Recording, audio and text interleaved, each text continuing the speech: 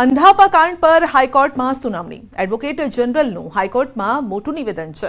Clinical establishment એક્ટમાં થશે સુધારો અને તમામ હોસ્પિટલો માટે રજીસ્ટ્રેશન ફરજિયાત થશે। અત્યાર સુધી 50 બેડની હોસ્પિટલ માટે રજીસ્ટ્રેશન હતું। મેડિકલ કેમ્પનું પણ રજીસ્ટ્રેશન કરાવવું હવે ફરજિયાત છે।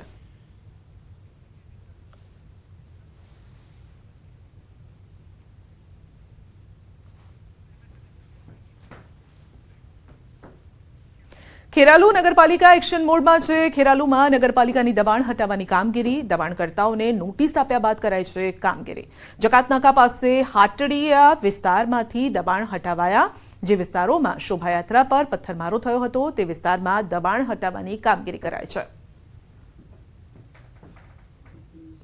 ખેરાલુ નગરપાલિકા એક્શન મોડમાં આવી છે। ખેરાલુ નગરપાલિકા દ્વારા હાલમાં જે ખેરાલુ નગરપાલિકા વિસ્તારમાં આવતા ગેરકાયદેસર જે વધારાના જે બાંધકામ કરવામાં આવ્યા છે તે તોડી પાડવાની જે કામગીરી હોય છે તે હાલમાં કરવામાં આવી રહી છે। તમે જોઈ શકો છો પાલિકા ટીમ સહિત જે પોલીસ તંત્ર હોય છે તે ઘટના સ્થળે પહોંચી ચૂક્યું છે અને જે વધારાના જે બાંધકામ કરવામાં આવ્યા છે તે તોડી પાડવાની જે કામગીરી હોય છે ચાલી રહી છે।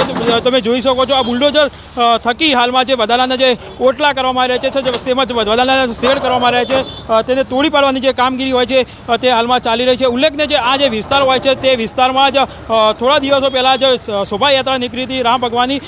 તે રામયાત્રા શોભાયાત્રા દરમિયાન પથ્થરમારો કરવામાં આવ્યો છે। ત્યારબાદ આ જે કાર્યવાહી હોય છે તે હાલ કરવામાં આવી રહી છે। અંદાજિત 30 કરતાં જે વધુ હોય જે દુકાનો હોય છે, જે મિલકત ધારકો હોય છે તેમના ત્યાં હાલમાં જે કાર્યવાહી હોય છે કરવામાં આવી રહી છે। જેસીબી સહિત જે અન્ય સાધનો દ્વારા હાલમાં જે કાર્યવાહી હોય છે તે કરવામાં આવી રહી છે અને જે વધારાનું જે બાંધકામ કરવામાં આવી રહ્યું છે તેને તોડી પાડવાની હાલમાં કામગીરી હાલમાં ખેરાલુ નગરપાલિકા દ્વારા કરવામાં આવી રહી છે। કેતન પટેલ, ન્યૂઝ 18 ગુજરાતી, ખેરાલુ। ખેરાલુ નગરપાલિકાના પંચમુખી મંદિરથી હાટડિયા સુધીનો વિસ્તાર હતો જે અત્યારે આવનાર રસ્તા પૈકીના જે દબાણો હતા એ દબાણો આપણે આજે દૂર કરેલ છે।